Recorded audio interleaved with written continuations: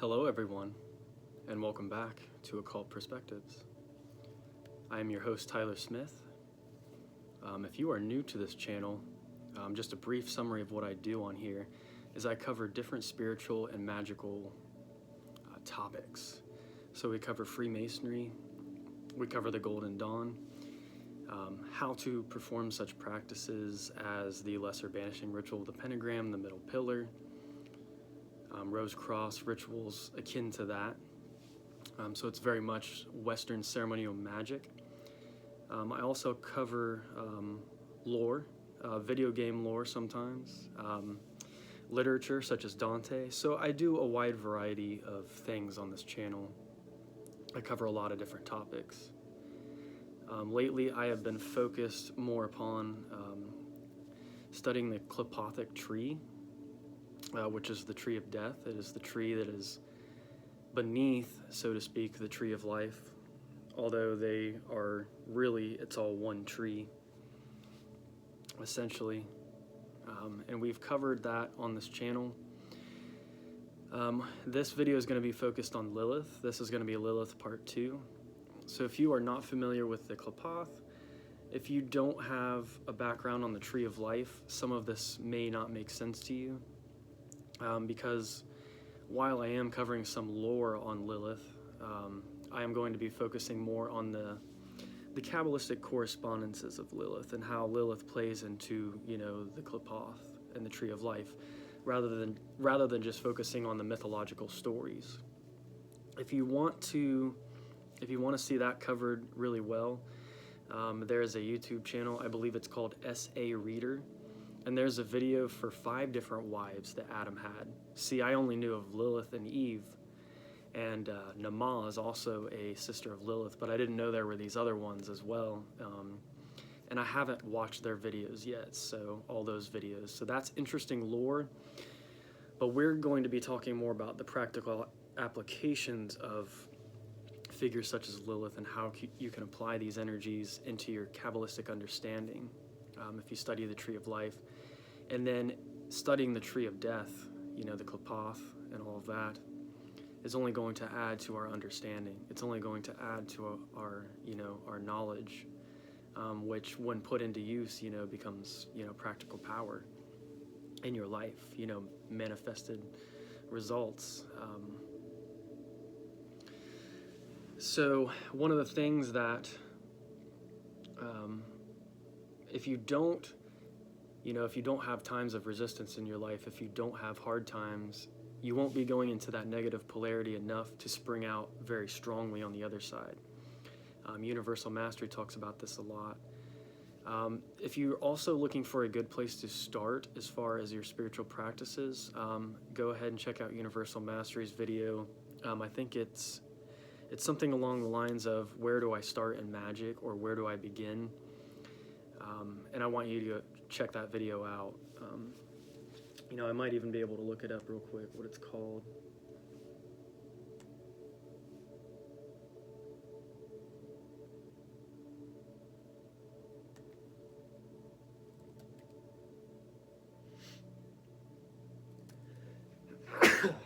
Excuse me.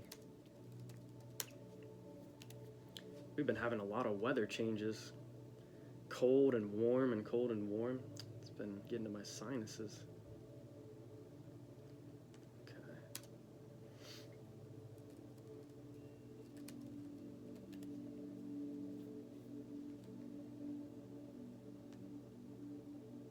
Okay. Universal Mastery, if you want to know where to start in your magical practices, and I recommend this even before, he says before you perform any rituals of any kind.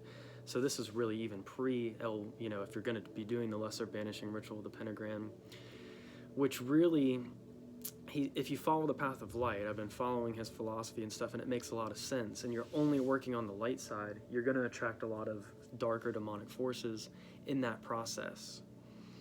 And if you haven't integrated your soul, you haven't done the soul work, the true depth work, and working with the darker forces first, you're not going to manifest what you want with just the light path.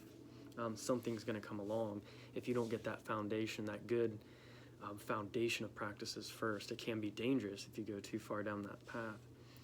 So the video is called "Where Do I Start?" question mark. And then in parentheses it says "with occult practices," and it's Universal Mastery's video. So go and check that out if you're looking for a place to start your practical applications. How to meditate properly and what to meditate upon. He'll talk about that in that video.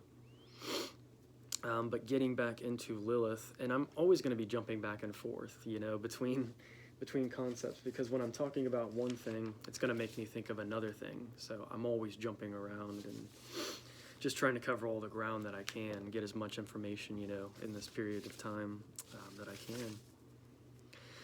So in the last video, we left off. I also want to mention real quick, if you're trying to start straight from this video, I recommend going to my playlists on my YouTube channel and click the left-hand path playlist. That will take you through what the Qliphoth are, the fallen tree of life. I talk a lot about that, the nature of evil, the Qliphoth themselves, and the fall of Lucifer, the mythos and how it fits into the Kabbalistic. There's an original tree of life, and then that tree fell, which led to Malkuth, and then even beneath Malkuth, that's where the Qliphoth reside.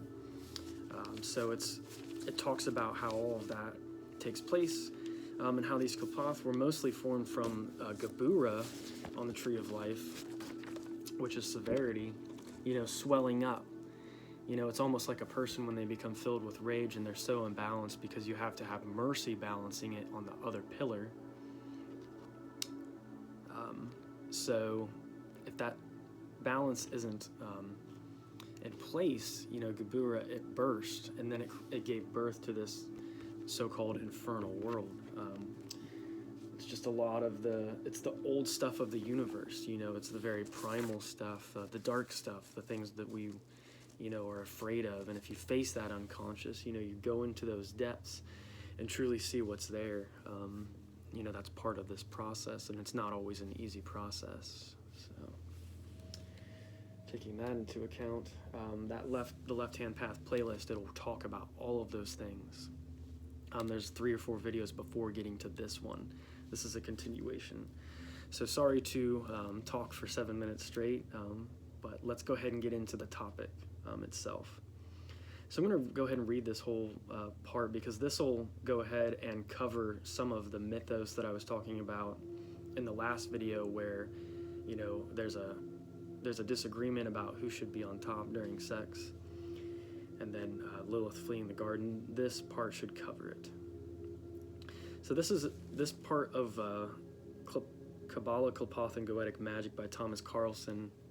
This section is Lilith, Da'at, and the fallen Sophia. And as you know, Da'at is the hidden Sephiroth, which is really the gateway or the portal, which can lead to the Qliphothic realm. The most common conception regarding the serpent in the Garden of Eden is that it is a form of Satan or Lucifer, but according to many theologians, the serpent was Lilith.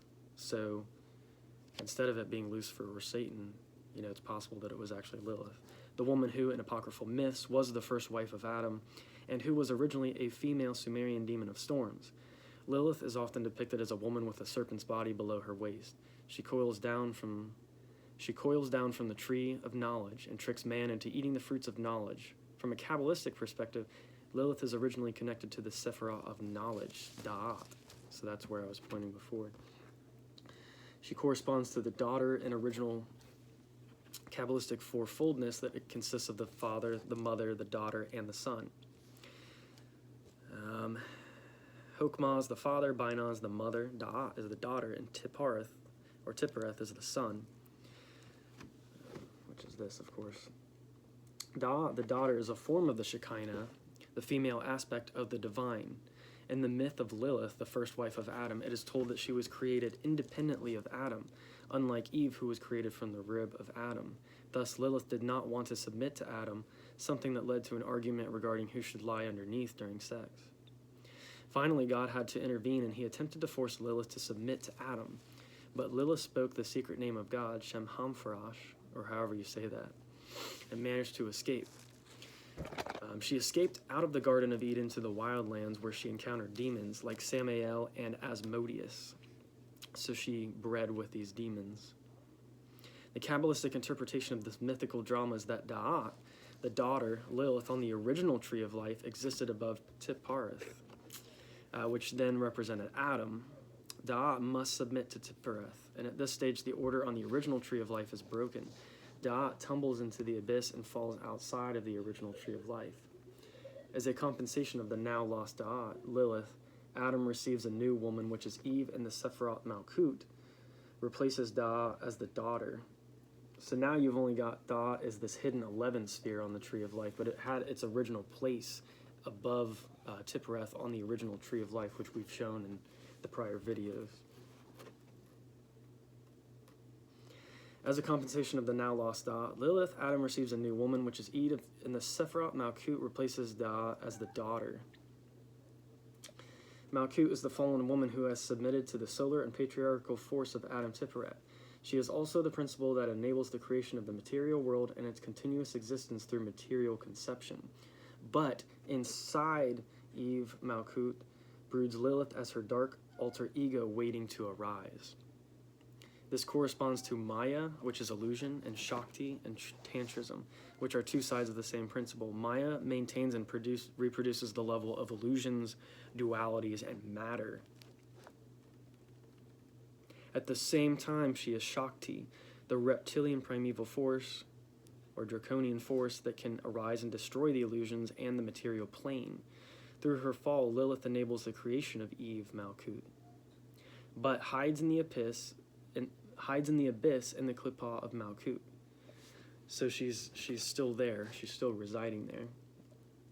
Da'at means knowledge, and the counterpart of the Da'at Shekinah in Greek and Gnostic philosophy is Sophia. We hear about Sophia all the time, in Gnostic texts as being personified wisdom. Sophia, she who denotes wisdom and knowledge. Originally, philosophy, which in Greek means love of wisdom, implied a love of Sophia on a level that corresponds to the tantric erotomysticism. Philosophy was actually a Greek Gnostic path on which the philosophers strive to awaken the dark goddess through erotic rites, to gain power and wisdom and to become a god. Very interesting. So I'm going to pause on the notes for just a second there. And I'm actually going to go grab a illustration which shows what I was just talking about.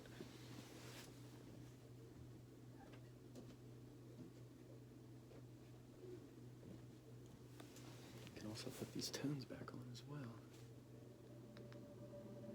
I'm going to go back to the last one. I liked that. Way back in 10th grade, I was handed a sci-fi book, and it was... So there's a really good YouTube channel called Magic and Music, magic spelled with a K, of course. And there's a lot of cool tones on there. There's tones for the lesser banishing ritual of the pentagram, the lesser invoking ritual of the pentagram, and various others. This one's called Awaken the Magic Within Witchcraft Inner Journey Music. And it has the, let's see if I can turn it around for you real quick. You can probably see the serpent, the infinity. It's always the number 8.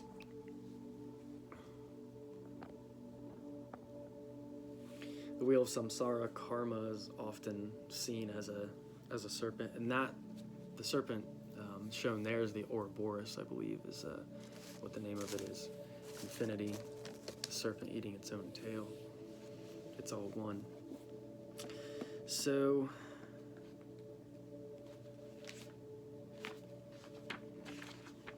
here's the Garden of Eden before the fall. So you see, I guess this would have been, is that supposed to be Lilith?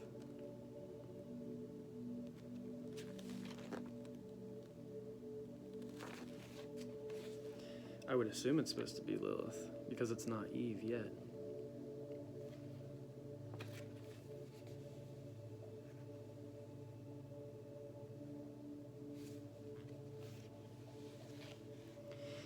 The Garden of Eden before the fall. This diagram is described in the Practicus Ritual. This is coming from, by the way, the Golden Dawn book. This has the complete works of the entire Golden Dawn curriculum, so I highly recommend, having it. There's a lot of important information in there, but I don't recommend starting with it. I recommend you go over to Universal Mastery, honestly, and start his curriculum.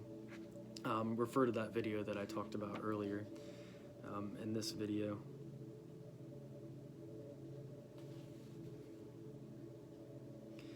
It shows a glyph that they teach proper to the practicus on entering the Sophia Had, which he has reached by the passive Shin and Resh from Malkuth and Yesod. So this is part of one of their degrees, or grades as they call them in the Golden Dawn. At the summit are the three supernal Sephiroth, summed up into one. I am Elohim, the mother supernal, the woman of the apocalypse, clothed with the sun, the moon under her feet, and on her head the crown of 12 stars.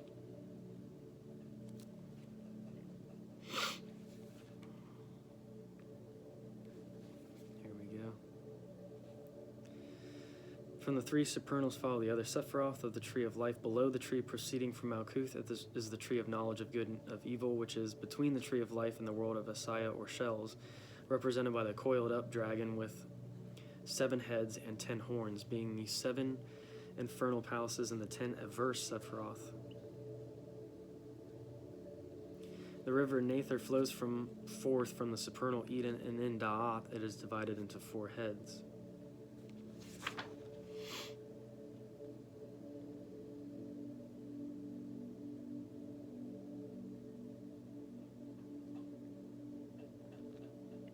So here it doesn't even say that it's Lilith. They say that it's in Malkuth is Eve supporting with her hands the 2 pillars. So that's weird. But anyway, to get along with this video, that is the diagram before the fall. It's supposed to be, see, all the demons are, all those forces are, trapped up there. And then, of course, Tiphareth, the solar energy up here. But then mankind and all of it falls, and like this is when the Qliphoth take over, so to speak. Garden of Eden after the fall. So if you want to pause that and check that out real quick too. Okay, so moving forward.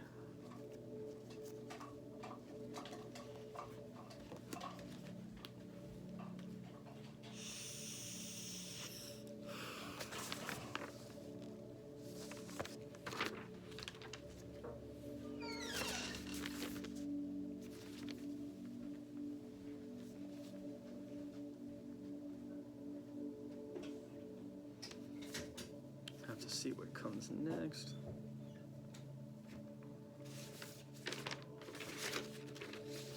So really, yeah, Lilith just wanted equality. So there's, at the end of the last video that I did on Lilith, there's different versions of the demon children story. So I'm going to go ahead and just summarize it real quick because there are so many different versions of it. But essentially, they have the dispute about sex. She wanted to be on top. She wanted to be equal to Adam, and he was like, no. He was a dick, basically. She left the garden, went into the wilderness, where there's not the protection. But in a sense, she left the fakeness. And that's what we see a lot of today. People have seen through the superficial. They see through superficial relationships. They see that a lot of people that pretend to be happy, but neither person is really pursuing what it is that they want to. So they're kind of trapped in this almost Garden of Eden like false paradise. Like they're not conscious enough to know that they're even trapped, kind of, so to speak. I'm sure you understand what I'm talking about. Those of you who watch this channel, you already know. But she left that false utopia, went to the wilderness and mated with these demons, and had a bunch of children. The angels came after her, and they said, if you don't come back, we're going to kill like so many children each day. And they did. And she's like, that's okay. I'll breed and make more. And she never came back to the Garden of Eden. So the angels had to form Eve from the rib of Adam. So she's really just a piece of Adam. And then that was the new wife, the submissive force to the solar energy. So that was the fall of the the son of Da'at, the black sun, was actually originally, we talked about that in the last video, above the mundane sun. So in the wild lands outside the garden, she encountered demons like Samael and Asmodeus, had many demon children. This is symbolic of the fall of Da'at, which would not submit to Tiphareth. We just said that. Da'at tumbles into the abyss and falls outside the original tree of life, which forms universe B. Adam receives Eve Malkut, which replaces Da'at as the daughter.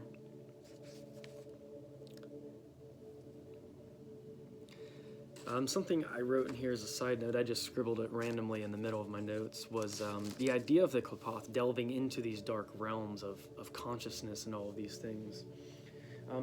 Think of, a lot of people are afraid of those things, the ugly things, and it is true. There's a lot that's just not, people have gone through so many trials of craziness sometimes, and but it's really, that's how plants grow. If you think of the dirt and all the stuff that's in the soil, that stuff, the stuff that's remains from ancient times, that's what the Qliphoth and going into those realms is really digging into the dirt, so to speak, to pull out the flowers, to get to the root, to the source. But from that darkness, from going so far into the negative polarity, then you will spring back up into manifesting whatever it is that you want, because you came from such a place that it tested your soul to a level that you really evolved and mastered a new way of being. Totally, you're a whole new person. It's going through like a dark night of the soul type experience.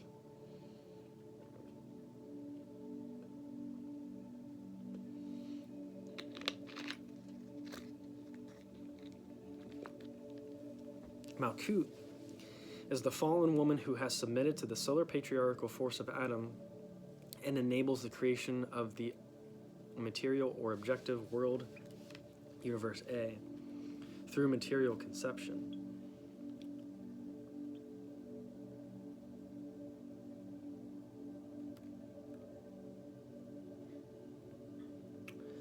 So I think, yeah, I already read that. Moving on. Don't need that page. So I finally made it through the first 2 pages of notes on Lilith.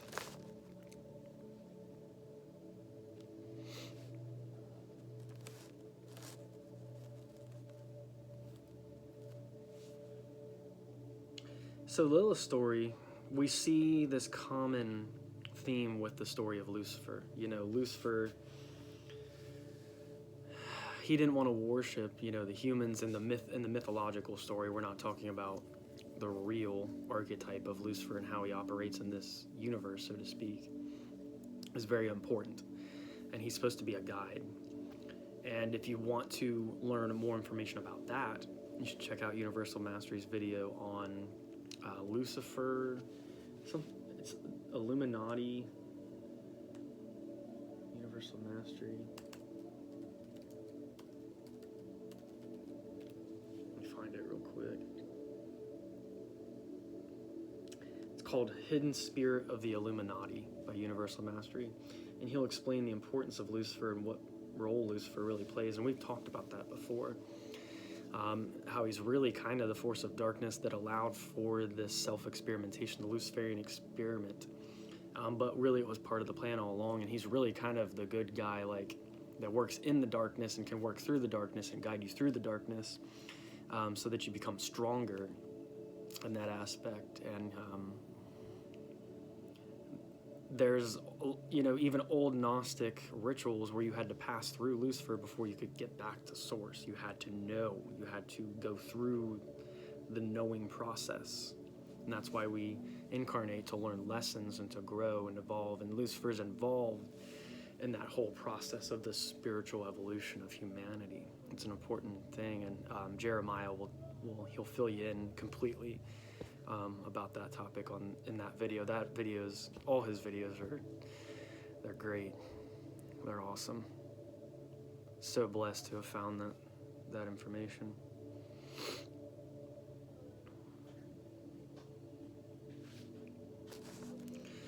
So yeah, we see the similarities with Lucifer and Lilith. You know, Lilith didn't feel like she was treated fairly. Lucifer, you know, he didn't feel like he was really being treated fairly either. But Lilith just wanted to be equal, whereas Lucifer, it was more of a, like, I want to be greater than God. That was the original story, anyway. Not the original story, but the mythos of the more, like, Christian story of Lucifer, which comes from older stories. His archetype is ancient. It shouldn't be convoluted with the more modern stories. But I'm just talking about the modern portrayal. And the serpent is actually the savior in some cases. Yeah, there's a part here.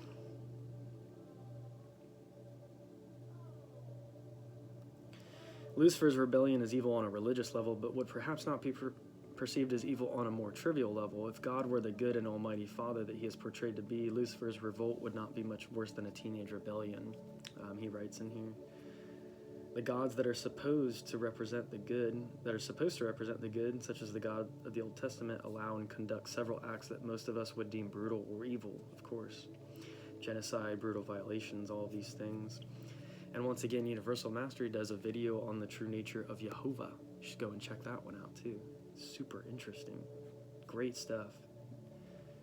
Talks about a book called The Law of One, the Raw series. I'm starting to read that actually because it's of how important he says that is.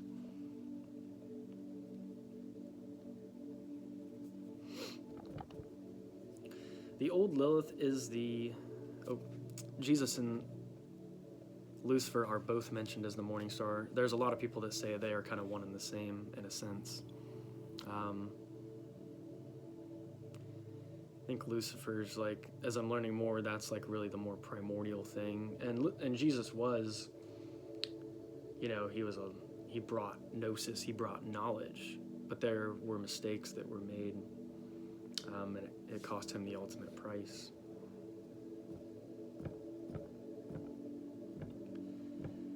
The old Lilith is the wife of Samael. Both were born in the same hour as an image of God and Eve. As an image of Adam and Eve, and they embraced each other. This is on page 60, I wrote.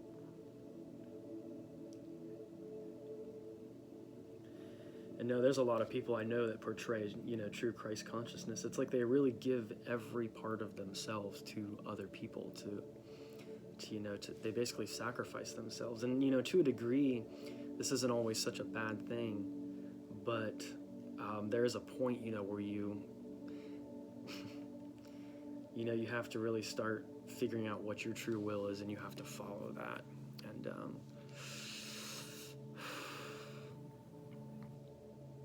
you can't just be pulled back and forth from the mundane things that are going on in this reality. You can't let other people pull you down. You have to come out on top. Especially when you know that you're a very special individual, you know, who's trying to learn, who's trying to grow consciously, who's really trying to evolve. You can't be that sacrifice all the time. There's very few people who truly walk the path of light, like the proper way. It's like if you want to be a true Christ, you know, that's something that is not for everyone, I don't think. You know, some people are just more, it makes sense to be service to self, because if you can't help yourself, how can you help others, you know, anyway? So, just some things to think about. So on page 60, let's see.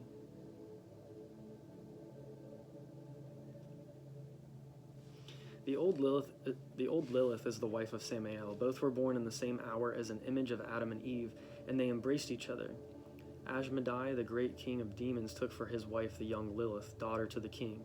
His name is Kusafuni, and the name of his wife is Mehetabel, daughter of Metred, and her daughter Lilith. So interesting.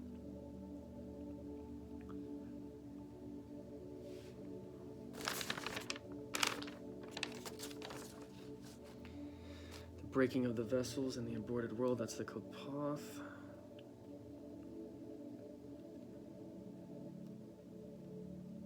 Oh yeah, it's interesting that Din is sometimes referred to as Gebura as well on the Tree of Life, because Din's associated with fire. Severity, we've talked about that in videos prior too. The breaking of the vessels, these Kapath, this was somebody, it was a catastrophe, Diotalavi said. What could be more unbearable than an aborted world? There must have been some defect in the cosmos from the beginning, and not even the most learned rabbis had been able to explain it completely. Perhaps at the moment God exhaled and was emptied, a few drops of oil lay in the first receptacle, a material residue, the reshimu, thus adulterating God's essence, or perhaps the seashells, the klipot, the beginnings of ruin were slyly waiting in ambush somewhere. And we talked about this before, even in the Ein, the no thing, there was a division already. There was a half that wanted to be manifest, and there was a half that did not want to be manifested. They did not want to be a part of creation. So when creation was formed and this tree of life was formed, of course there's going to be a reflection. It's like looking in the water, it's the other part. And if you want to understand it completely, you have to go into those even more feminine subconscious realms. The upside down, pentagram itself. It's the physicality, going into the earth. It's the upside down pentagram is pointed down into the earth, to go down and get to the prime source, the prime matter. It's physicality above the Trinity. So it's physical, an emphasis on physical reality and physical manifestation and magnetism. The upside down pentagram is more feminine. A pentagram is feminine in nature alone, even upright, but a upside down pentagram is it's more feminine. And not only does this represent like the goat's face, these are the horns, but I also wonder if these could represent the legs, and then this represents a phallus too, a downward pointing phallus into the earth. I don't know if anybody's ever thought about it like that before, but I thought that was an interesting way to look at it. So I'm trying to find more sections on Lilith before we actually dive into the klipothic sphere of Lilith itself.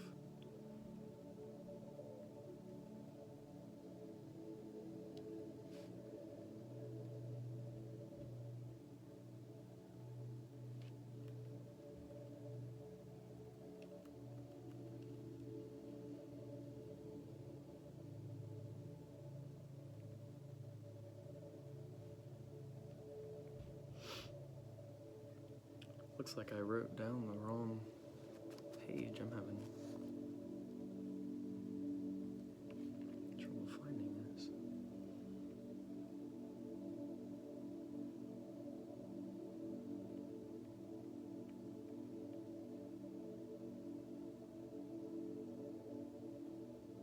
Here we go. Just as the worlds of the Sephiroth are 10 in number, these emanations consist of 10 dark anti-worlds.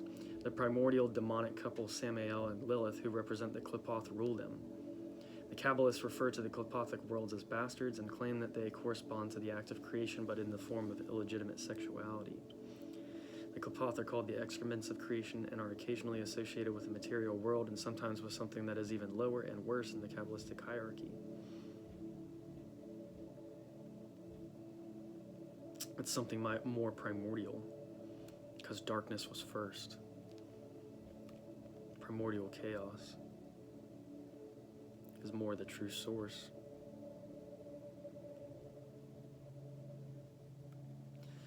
Okay, so here we go. This table is based on correspondences from the Kabbalah Unveiled, a book. Is it by Eliphas Levi? I believe. I don't know why it's not telling me who wrote it. Anyway, so we have the Klipah. The first one is Nahemo, he calls it here, Nahemo. The demon ruler is Nahema. And then the antipole is Malkut, of course, on the tree of life. And the archangel would be Sandalphon, which is really the positive polarity of these demons. From what I understand on a more cosmic level, the demons and angels are kind of the same, but they serve different functions where they're at, where they are. But it's just different degrees of existence, and the demons represent a lower or denser vibration or degree of existence, whereas the angels are more celestial and more light beings and just like a higher density or frequency, from what I understand. So the demons are almost kind of closer to us, and as we see in a lot of cartoons and stuff like Black Clover, a lot of the demon or dark energy is actually more benevolent for humans than sometimes the angels or the celestial energies, because they're more focused on agendas that are macrocosmic. So it may not even be in your best interest as a physical like person where you are now. Like obviously we can't resist evolution forever, but the demons work more in the material plane of existence, I guess is kind of what I'm getting at. And then of course 2 is Gamaliel, Qliphoth to the Sephirah. The demon ruler of Gamaliel is Lilith, and the antipole is Yesod. And again, I think if I have it, yeah, I'm going to go ahead and read off all the correspondences. And sometimes this first sphere, it's called Lilith. Really, this one's called Lilith or Gamaliel, I believe, but I've also seen this first one called Lilith, other times Nama. So I'll read off all the correspondences to the first, which is technically underneath Malkut, and it's number 10, or the first sphere on the Qliphothic tree. Nama, Lilith, the queen of the night, associated with the root chakra, lead, calcination in the alchemical process, and Malkut. Now Gamaliel, associations are Lilith, it's called the obscene ones, the sacral chakra, of course, and they have different names for the chakras sometimes. In this Kabbalah, Qliphoth, and Goetic magic, he has different names for the chakras, but these are the more basic names. Sacral chakra. The metal is iron. Yesod, of course, in the alchemical process of sublimation. So you had calcination, I believe would be the right way to say it, and then sublimation. So as you go through this tree, of course, it's an alchemical process as well.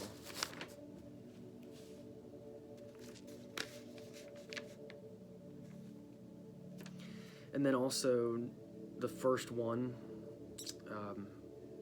Nama, is still part of the world of Asaya. It's the world of substance. And then you move into the next sphere, which is, of course, associated with the moon. It's Yesod, but it's the negative polarity of Yesod. This is the world of Yetzirah, formation or activity. Yes, I know this is a pretty poor drawing. I just, I didn't use a ruler or anything like that. I just kind of drew some circles and went for it. It's more just for notes anyway. I'm not an artist in any sense of the word, but it could be fun to work with that and to start drawing different trees of life. And I don't think I'd be ready to draw actual angels, or whether it be fallen angels or archangels like Raziel. Raziel is my favorite archangel because he almost reminds me of Lucifer in the way he does bring light to mankind. He helped Adam and Eve out. He brought the book of Raziel to them, which is the first book. He was trying to really help out, and God even really saw that he was trying to help out, and he was one of the favored among. He's actually like the gatekeeper of heaven in a way. He resides in Hokmah on the tree of life. So Raziel, he's one of my favorites, and my son, of course, is named after Raziel. So it's been a really cool magical experience in that sense too. Sometimes you see how these stories, these mythos, they come and they play a part in your role in your life in a practical way even. So the deeper you have an understanding of these archetypes, these characters, these mythos, you realize it's all part of you as well, and you see it manifest in your life in many different ways. Of course, Gebura has an analogy with the individual, as we talked about earlier. When that part becomes unbalanced, it leads to basically an explosion or going mad, which, you have to You have to balance the logical mind with the unconscious or the subconscious mind. And of course, we see this in Star Wars with Anakin. He becomes highly imbalanced, and he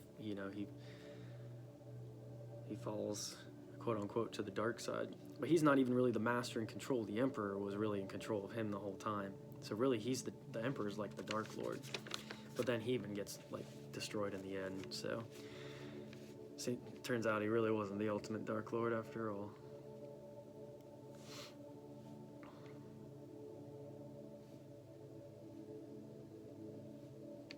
So this is from an alleged fragment from the Keys of Solomon. The Sephirah Foundation Yesod has the obscene Gamaliel as its antipole, and the demon of depravity Lilith rules here. So that's Sephirah 9. 10, Nehemiah, as they call it, the antipole to the lowest Sephirah. She is worshipped by the evil and cursed nations, I'm trying to remember how to pronounce. The Amalekites, called the attackers. And this almost reminds me of Anakin. Amalekites? Anakin? Maybe there's some connection there. The Amalekites, and I'm probably butchering the pronunciation still, called the attackers, the Geburums called the violent, and the Geburums, that sounds a lot like Geburah, so that makes sense. The Raphaim called the cowards, the Nephilim called the depraved, and the Anakims, there we go, Anakin, called the anarchists. Let me just find that section real quick. Where is that?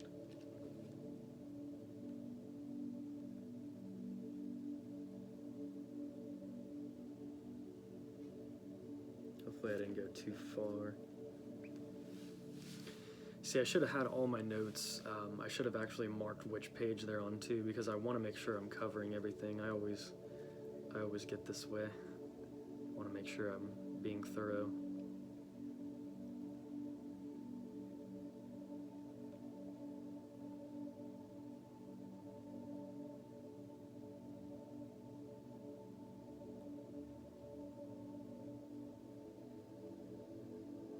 Here we go. Nehemiah is the antipole of the lowest Sephirah, or Namah. She is worshipped by the evil and cursed nations, the Amalekites. Amalekites, I think that's how you say it. Called the attackers, the Geburums called the violent, the Raphaim called the cowards, the Nephilim called the depraved, and the Anakims called the anarchists. The four letters of the Tetragrammaton, the IHVH or Yod-He-Vav-He, and the fifth letter Shin, that turns Tetragrammaton into Pentagrammaton, will annihilate these five so-called nations. The Pentagrammaton is a common theme in the Christian Kabbalah where Pentagrammaton corresponds to Jesus. The texts describe how the demons are leftovers from old gods and correspond to stupidity, madness, and intoxication. The text has a few interesting quotations and definitions that are accurate in the Kabbalistic paradigm, but that are more related to Eliphaz Levi's authorship than that of Solomon here in the translation of MacGregor Mathers. If you want to read Kabbalah, Qliphoth, and Goetic Magic, it's an expensive book. Most versions I find online are like $200 or more, so you're going to want to find the online copy on Doctroid, doctroid.net, DOCDROID. If you type that into Google, you should find it.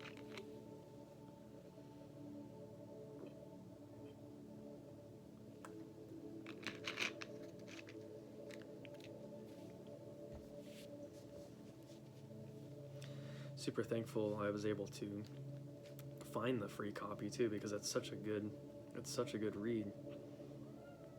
It gives you a totally deeper understanding of all of these concepts.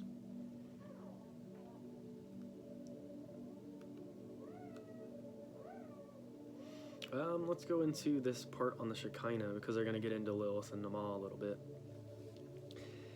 In the Kabbalah, the Spirit of God is called the Shekinah, and is subject to countless Kabbalistic speculations. The Shekinah is not God, but rather a hypostasis, or personification of God's presence in the created world. something that can be identified with the shining luminosity from the divine, which beams like an aura around all that is created. The Shekinah lives in a form of exile, parted from God. Kabbalists interpreted the Shekinah as a feminine principle. The reuniting between God and the Shekinah could be interpreted in erotic terms. The Shekinah was called God's bride, his daughter or queen. Interesting. She exists in a unity with God, but is at the same time an exile caught between creation and the material world. That's interesting. Two places at once. And as we know, all is really happening at once. It's the way we're perceiving it. Among the Kabbalists, a higher and a lower Shekinah are mentioned. The higher Shekinah corresponds to Binah, while the lower is associated with the lowest Sephirah Malkuth. The Kabbalists are, above all, interested in the Shekinah that exists in the material world and thus constitutes Malkuth. If Malkuth were separated from the rest of the tree of life through the forces of division, the result would be a world flooded with evil. The Shekinah, the divine bride, can, in the very same manner, become dark and destructive if she is isolated from the rest of the higher worlds. She would become one with her dark antipole, Lilith. In certain texts, it is even described how the Shekinah is in fact the mother of Lilith and Namah, the two foremost female demons. So the Shekinah is the mother, who is the bride of God, or the mother of Lilith and Namah. Interesting. When united with God, the Shekinah is bright and mild. But separated from God, she is dark and dangerous. She can both bless and help, but she can also punish and destroy. Although the Shekinah is occasionally identified with Lilith, they are more frequently each other's opposites. Lilith holds the Shekinah captured in the dark regions, and the Shekinah wishes to escape, something that she can do through the deeds of the righteous. The separation of God and the Shekinah was caused by the sins of mankind. Through the fall, the worlds were separated from their original unity, and the shells of the Klapoth keep them separated. Let me see if there's anything else on Lilith here. I think that was pretty much covered it.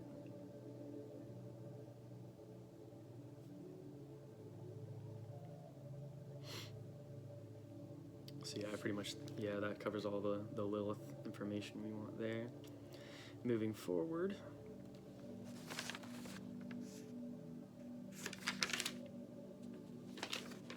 All right.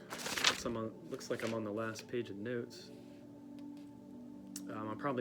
This is probably going to be a 3-part video, I'm thinking, because I do have quite a bit more information. Because a lot of these parts, I wrote down the page number, which is kind of nice, and then I say read this section. Sometimes it's better if I make my notes that way. So Eliphas Levi, the mysteries of the Kabbalah, a number of demigods constitute perverted forms of the Sephirotic qualities.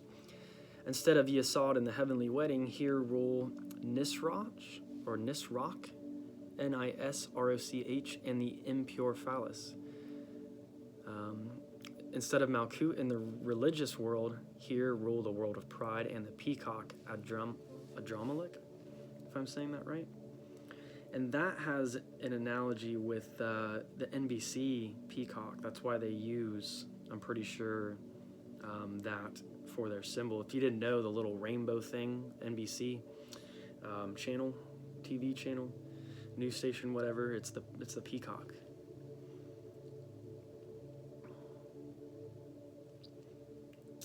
I'm trying to find where this is at in the book so I can follow along with my own notes and get all the information that we can.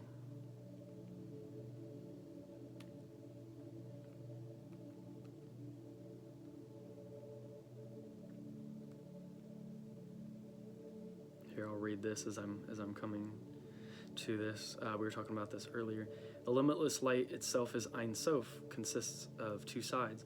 One light wants creation, while another black light wants to remain within itself. The creating side of Ein Sof is called the thoughtful light and belongs to the right side. The other side of Ein Sof wished to remain within itself and oppose the plan of creating the world.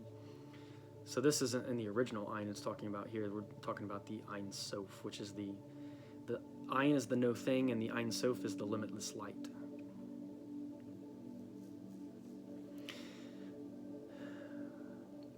The other side of Ein Sof wished to remain within itself and oppose the plan of creating the world. This form of Ein Sof is called the thoughtless light and belongs to the left side. The light of the right side, separated from the light and opened a void in itself in which creation took place. Let me read that again. The light of the right side separated from the left light and opened a void in itself in which creation took place.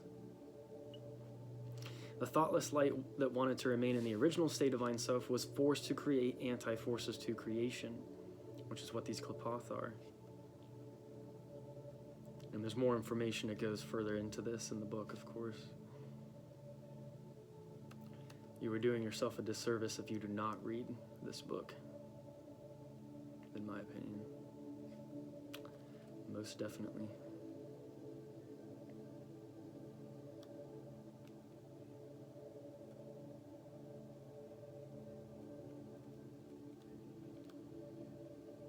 I hope I didn't skip anything yet, but I think I am finding it. I thank you for being patient with me as I'm trying to get all of this together.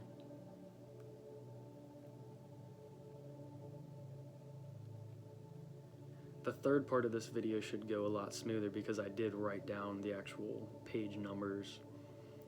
It's been really stressful. There's been a lot going on here in my personal life. Like I said, we lost a really close friend, and it's just created this ripple effect in the universe. It's affecting a lot of different people.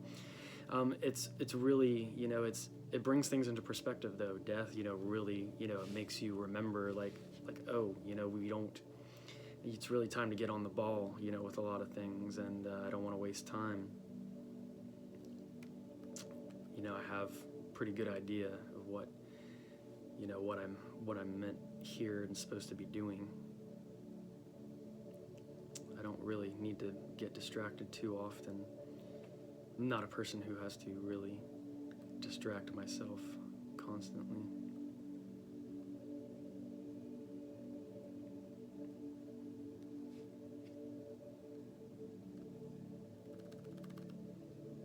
Maybe I did go too far.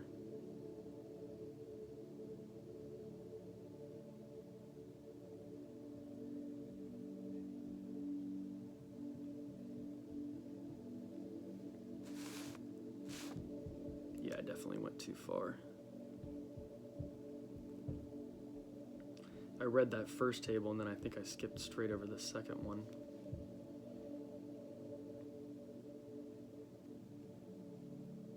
Here we go. Wow. Yep, and I just read them. Instead of Yesod, you have Nishrosh in the impure phallus. Instead of Malkut in the religious world, here rule the world of pride and the peacock and Drumlek.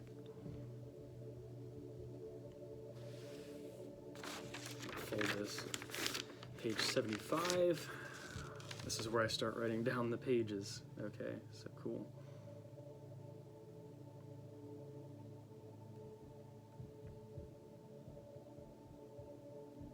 We read that. Page 78. That's where I need to go now. All right, we're back on track. The Sitra Ara, which is considered hell, basically, continuously attempts to break into the holy side, it says.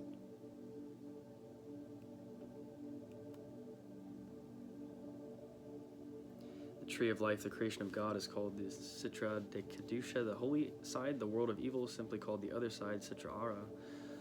The other side is the fire of divine severity, externalized and made independent, where it becomes an entire hierarchical system, a counter world ruled by Satan.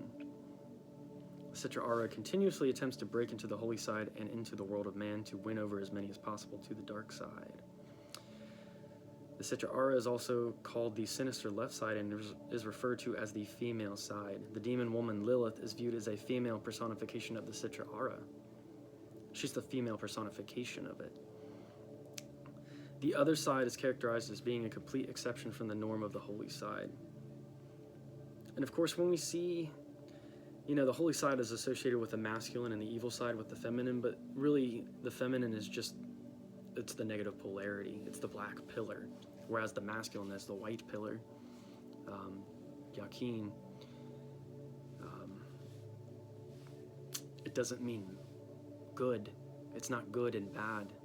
It's just a positive. It's the positive polarity. It's like a battery,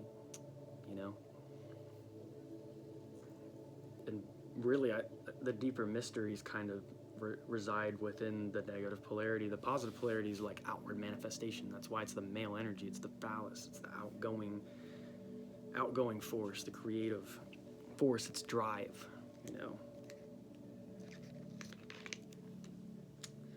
Let's see here.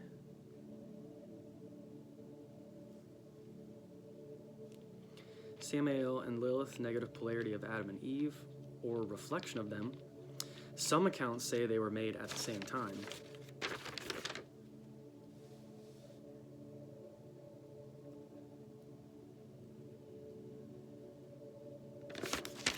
Oh, I did not write a page number for that, but I think that's pretty much all it says in that part.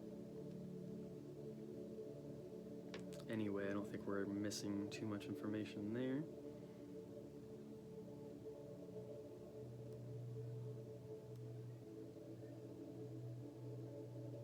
There's these sparks which exist in the abyss or the Sitra Aura, and that's like supposed to be like the gold, you know, that's where the really good stuff is, these divine sparks or shards that came from, you know, the original source. We talked about that in those previous videos a little bit. It goes into that in this book. Moving on.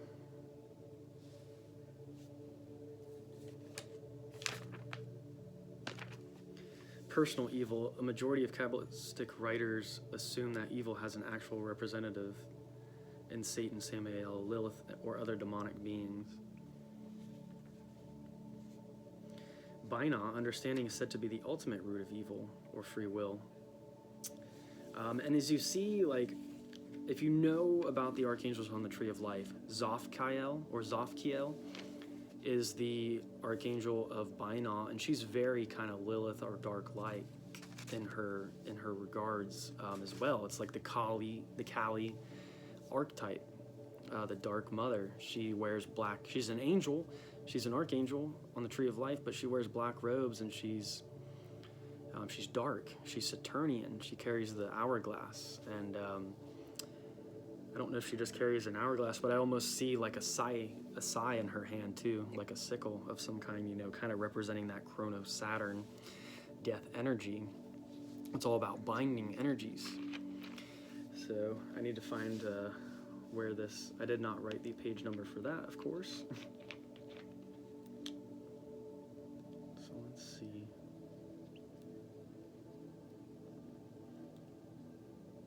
Where does it start talking about Binah here?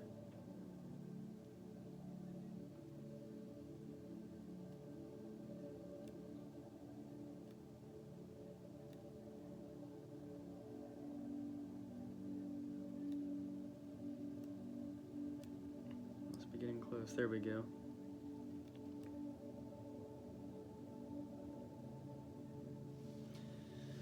The double nature of the Ein Sof, in which there is a thoughtless light opposing creation, the root of evil is already inherent in the limitless Ein Sof. It is mainly in the works of Nathan of Gaza, or Gaza, and Shabtai Zwi that this idea can be found. The division, a prerequisite of creation, is initiated at Binah, but this step also implies a deviation excuse me, from the perfection and goodness of God. Binah is the womb of the worlds that are created. So Binah is the highest, if you're not familiar, the highest Sephra on the Tree of Life, that's like the female force. This is the unity of all, both genders. This is the divine masculine, the divine feminine, so to speak.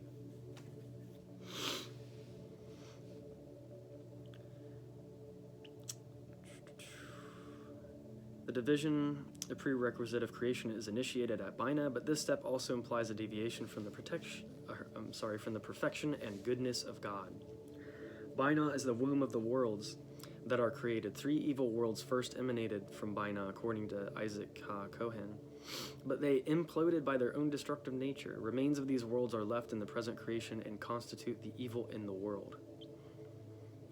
After a quasi-demonic eruption, these primal worlds return to their source in Binah, their purely negative nature making it impossible for them to exist in a positive manner.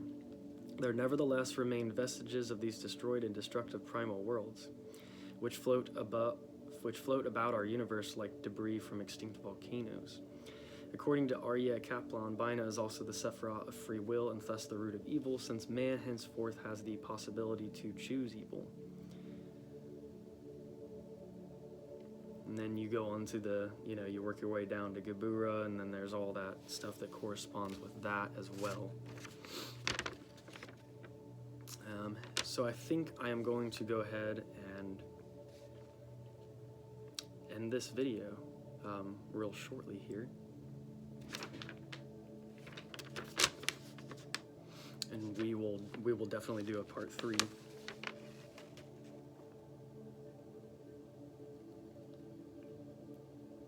Okay, I'll have to mark where I'm at in the book that way. But we're pretty much we're most of the way through the notes. When we get to the Qliphoth themselves, I'll go ahead and just read the whole Lilith section. That way, yeah, it's about 4 or 5 pages long, and then I'll read Gamaliel too. That way we're getting a whole understanding of the first 2 spheres on the tree of death, or the Qliphothic tree. So I hope you got something from this video. There's definitely going to be a part 3. I don't know how soon I will get to that, but I will probably try to do that one next, if that's what you guys are wanting next. I either planned on doing, Lilith part 3, most likely. I also want to go back to Archangel Raziel and read a little bit more from the book of Raziel and kind of read some of the parts that I underlined. And now that we have a better understanding of what the Elohim are, this is interesting. Universal Mastery, he talks about how the Elohim are actually like some kind of extraterrestrial race. And that's a whole thing. You should watch his video on that as well. There's a lot to learn from his channel, like endless learning, pretty much. So yeah, other than we're talking more the philosophic, the Kabbalistic understandings of Lilith in these videos, but you need to actually, when you get to the right part in your practices, start working and invoking the energies of Lilith. You don't even honestly have to have the sigil and meditate upon the sigil to get results. Like, you can even just play some Lilith tones and you'll find and see synchronicities appear in your life where the Lilith archetype is making itself known unto you. And I've already had this happen to myself. And there's a force that you can channel within yourself, which is that Lilith energy. Because all these archetypes, all these demons, angels, manifestations, whatever you want to call them, if we're source, they're all a part of us too. And we don't worship them, we highly respect them, and we understand what their function is. And we figure out which ones, can help us on our evolutionary journey. And then we try to avoid maybe the things that are only going to hurt us until we work our way up to that. So it almost seems like a lot of this,